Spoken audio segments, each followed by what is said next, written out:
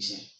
And for us to understand fetal circulation, we have to first understand the adult circulation.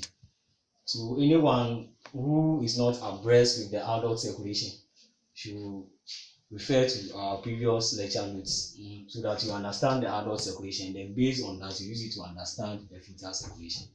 Okay, so there are some structural changes that are also different or has been added to the fetal circulation. So we have to look at those structural changes. Then based on that, we treat or understand the fetal circulation. Okay, so the first one is,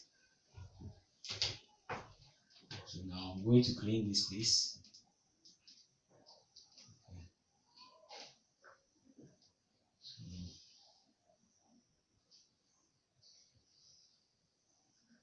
Alright, so you will see that now I've joined the pulmonary artery to the aorta, and the name of the blood vessel that joins the pulmonary artery to the aorta is known as what?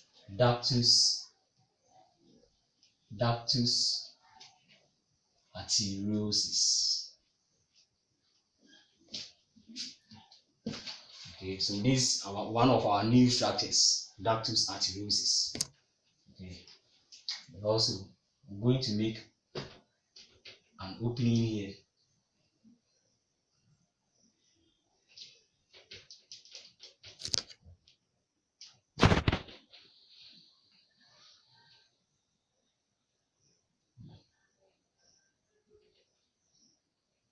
So you could see that now the septum is separated and there's an opening from the right atrium. So there's an opening from the right atrium directly into the left atrium, and we call this opening as what? Foramen ovale. So we call the opening as foramen ovale. Okay. Then from here, you know that with the fetal circulation, the fetus lungs are not functioning very well. The fetus lungs are not functioning very well. So that's the new opening there. So we call it what? Foramen ovale. Okay. Then also we realize that the liver, we have. So let me do this. Okay. Realize that the fetus, the lungs are not functioning. So because the lungs are not functioning, the fetus is receiving direct oxygenated blood from where? From the placenta of the mother. Okay. So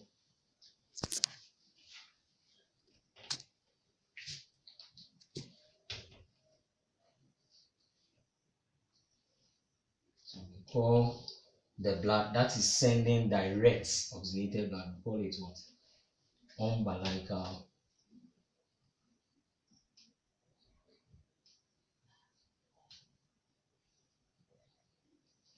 Okay. Then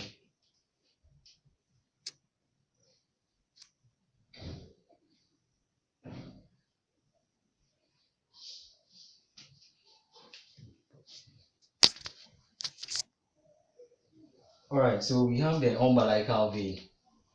Okay, and it is only one umbilical vein. Then basically the umbilical vein branches to supply the liver.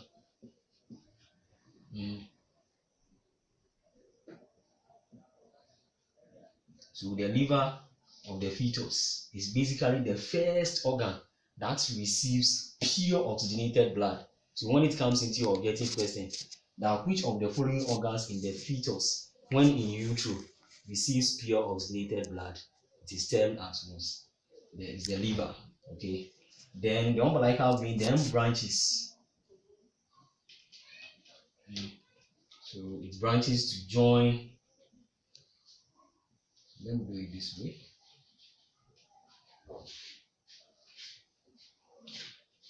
So the umbilical vein branches to join the inferior vena cava, and the branch that joins the inferior vena cava is known as what? Ductus venosus.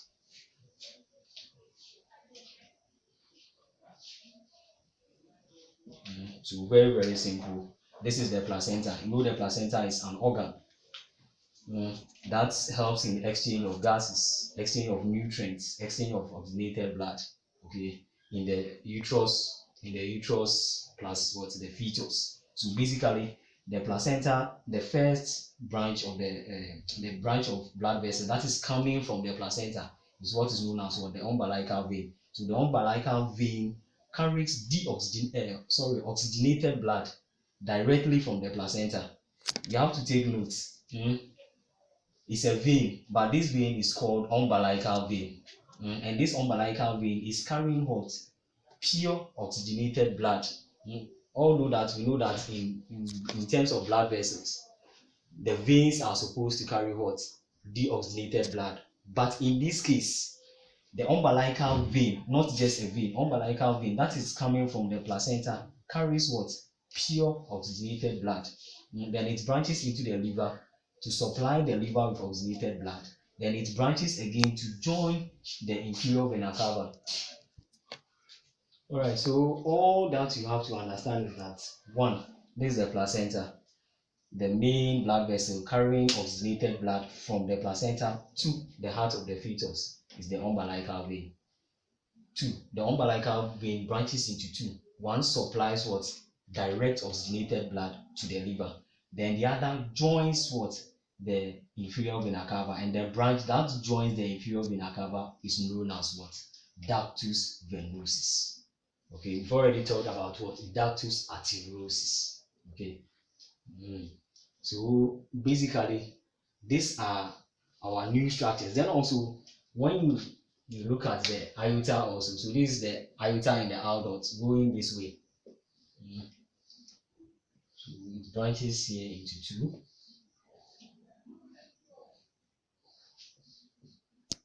Okay. All right, so these are also, you see the iota, it comes down, then we have two branches here. We call them hypo. Hypo means low, hypogastric arteries. Okay, so let's understand it this way. You see, these hypogastric arteries, they are sending deoxygenated blood.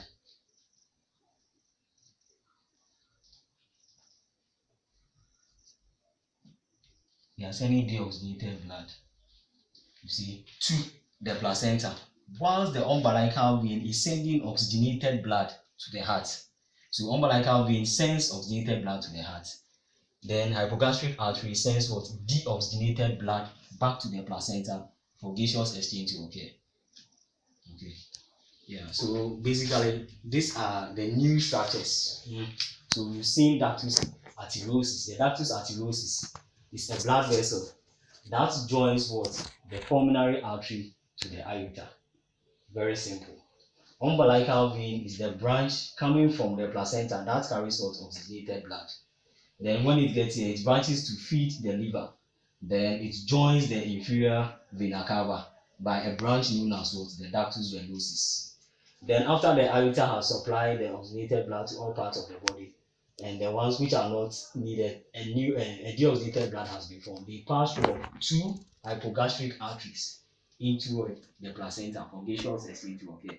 So basically, they usually ask that how many blood vessels or what types of blood vessels are major or are most important.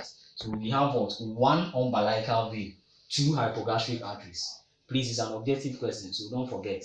One umbilical vein, two hypogastric arteries. The umbilical vein carries what? Oxygenated blood to the heart, whilst the hypogastric arteries carries what? Deoxygenated blood to the placenta. Okay. So now let's look at the fetal circulation. It's very, very simple. You just have to understand our new structures and how they are related to it. But before that, as I said, when we begin the lesson, I said that it is very important for you to understand the adult circulation to enable you to understand the fetal circulation. So let's begin with our fetal circulation. All right, so oxygenated blood, you see, will start moving from the placenta. You see, go and feed the liver. Then from there, it passes through the umbilical, the ductus venosus to the inferior vena cava. You see, so here we realize that the inferior vena cava is also carrying deoxygenated blood from the lower portion of the body. So it means that this side is going to be what? A mix of blood. Okay, that is partially oxygenated, partially deoxygenated. Then from there, it will go, the partially oxygenated, partially deoxygenated will go directly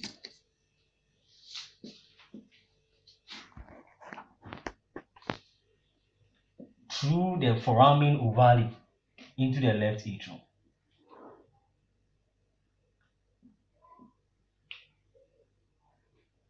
So you see, in the adult circulation, we realize that in the adult circulation, because the lungs were functioning, so the adult heart was receiving oxygenated blood, so there was no hole here. But now, because the lungs are not functioning, the child is just a fetus in utero, and the lungs are not functioning, so it is receiving direct oxygenated blood from the placenta. The blood has to pass through a partition or a hole here to enter into the left atrium, so that there's in the same way as the adult circulation occurred, that circulation will also what occur. So from here, it passes through the foramen ovale direct to this side.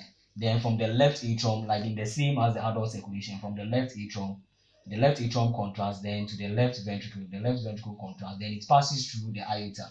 So let me do it this way.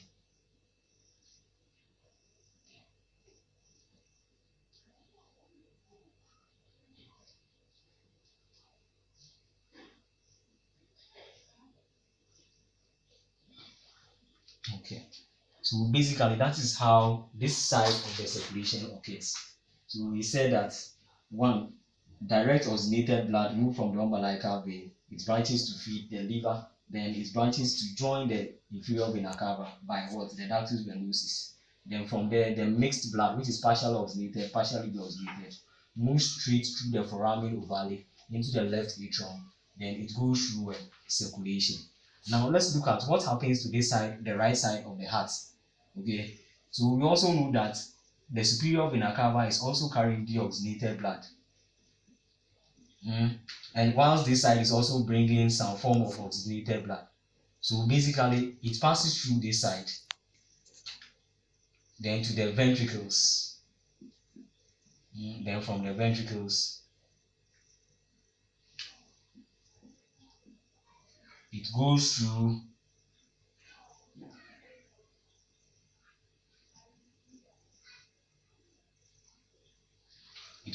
the pulmonary artery. But this time, the blood that is moving through the pulmonary artery is not going for exchange of gas. Rather, it is going to feed the tissues of the lungs with some amount of oxygenated blood. So because of that, it is just a small portion. You see, a small portion of the blood that goes into the left lungs and the right lungs to feed the tissues of the lung with oxygenated blood. Then majority of the blood, you see, majority will then pass through the ductus arteriosus and join the blood that is within the aorta and goes into what? Into the system. So basically, that is what happens here. So here we are saying that the superior vena cava carries deoxygenated blood. It bypasses the blood coming from the inferior vena cava, then to the ventricle, then from the ventricle to the pulmonary artery. But here, going through the pulmonary artery, it is just going to feed the tissues of the lungs with some amount of what? Oxygen. Then majority of the blood passes through the ductus venosus and enters into the aorta. Then it gets into circulation. Then from there, the tissues in the body receives some amount of what? Oxygenated blood. Then the deoxygenated blood, which are then formed, passes through the hypogastric arteries and enter into the placenta, where there is what? Exchange of gases. So basically, that is all about the fetal circulation. So you begin the fetal circulation by explaining what happens here. So what really happens here? You are saying that one, there is what? A branch of what? Blood vessel known as what? The umbilical vein that carries pure or oxygenated blood. Then it branches to feed the liver. After that, it branches to give what? The ductus venosus, which joins the inferior vena cava. Then from the inferior vena cava, it bypasses this blood coming here. So there is a mixture of what? Blood, partially oxygenated, partially deoxygenated. It moves through the foramen ovale directly into the left atrium, from the left atrium into the left ventricle, then from the left ventricle through the aorta, then to all parts of the body.